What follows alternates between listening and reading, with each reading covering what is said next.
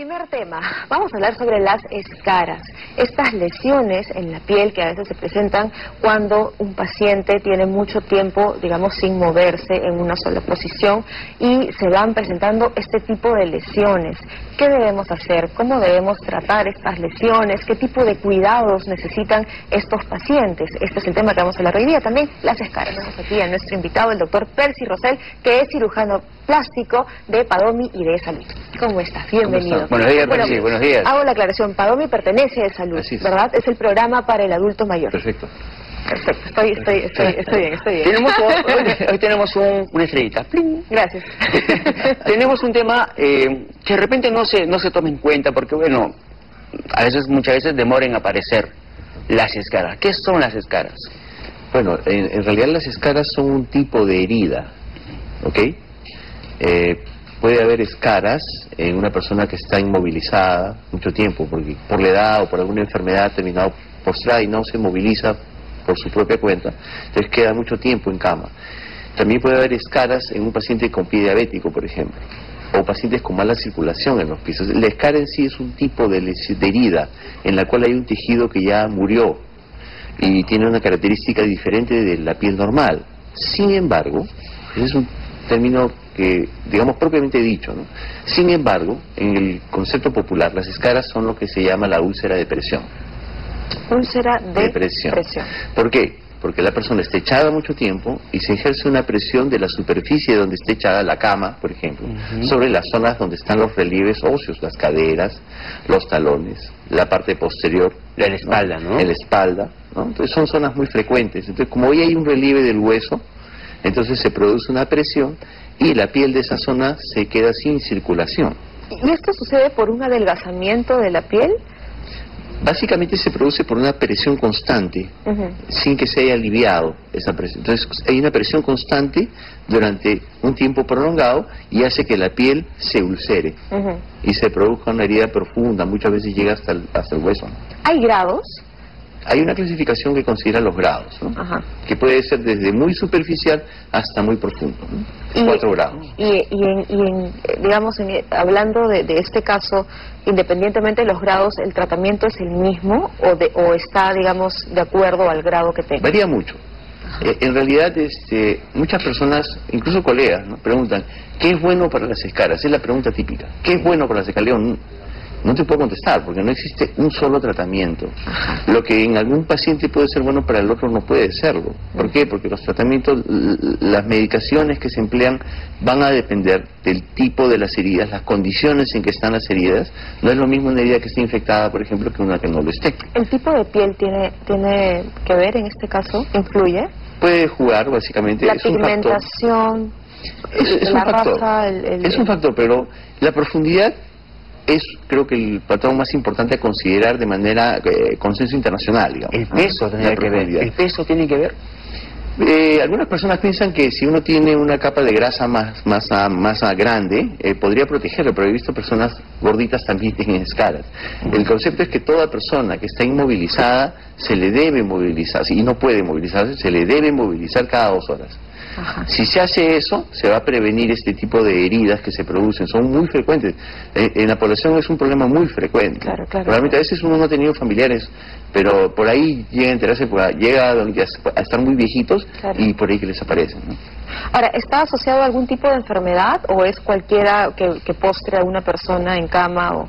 Estas úlceras de presión van a ocurrir principalmente en personas que quedan postradas. Pueden ser, por ejemplo, personas que tienen un daño en la médula espinal, ¿no?, parapléjicos, y que han quedado en cama. Pueden ser jóvenes, pero han quedado confinados a la cama.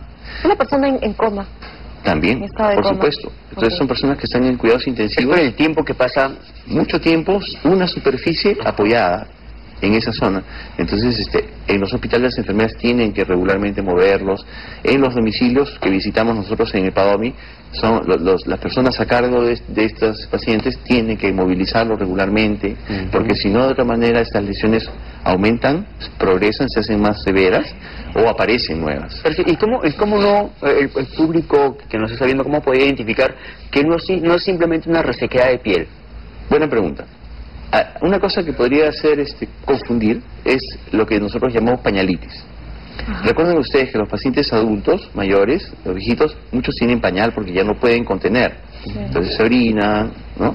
Entonces, estas personas necesitan tener un pañal. Ese pañal, como es de plástico, no los de tela que usábamos nosotros, pacientes, bueno, ustedes no, yo los usaba cuando era pequeño, no habían esos problemas, pero el plástico genera un calor, ¿no? Y una irritación, y se produce la pañalitis, que es una inflamación, pero solamente afecta la piel y la mantiene íntegra, la piel está intacta, solo está inflamada. El tratamiento es médico.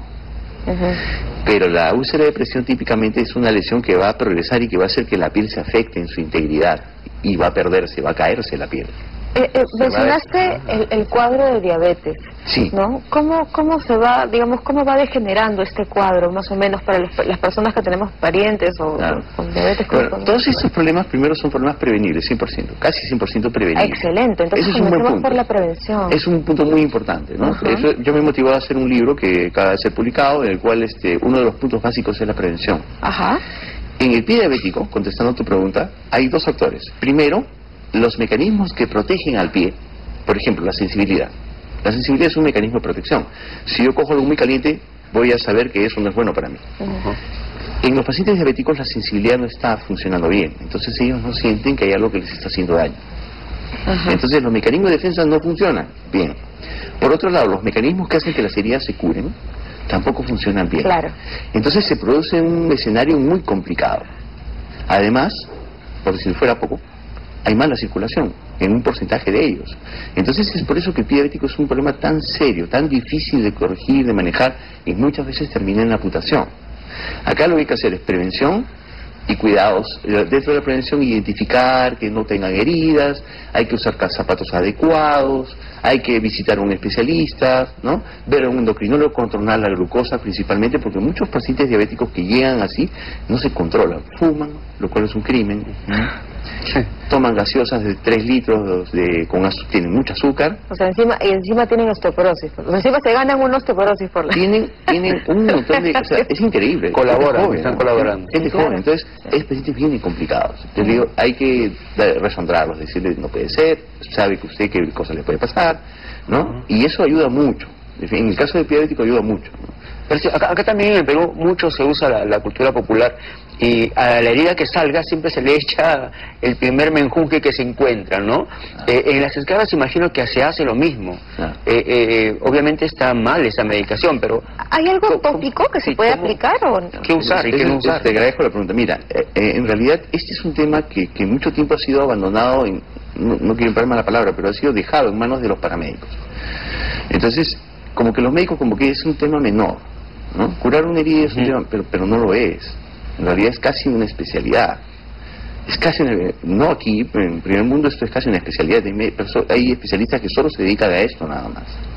Entonces, ¿qué pasa? Que dentro de ese escenario en el cual este tipo de heridas, que son tan frecuentes, se dejan en manos de personal paramédico, entonces empiezan a hacer una serie de prácticas empíricas, en la cual se utiliza algo porque alguna vez le funcionó, y no se tiene un sustento científico que diga que, por ejemplo, en tal herida no se debe usar esto y en esta otra tampoco. Sin embargo, por otro lado, aquí se debe usar tal o cual. En realidad no existe un solo producto. Me remito a la pregunta que hice inicialmente, ¿no? ¿Qué es bueno para las escaras? No existe algo bueno.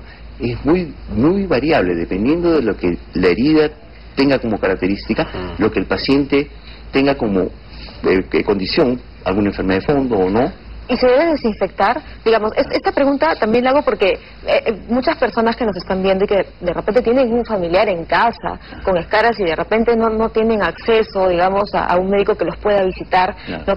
¿Por dónde pueden comenzar para aliviar de alguna forma? Básicamente el tema es el siguiente. La escara lo que va a hacer es, debido a la presión, hablando de las úlceras de presión, ¿no? O escaras en el término popular, cuando hay una presión persistente, esa piel se va a morir, ¿ok?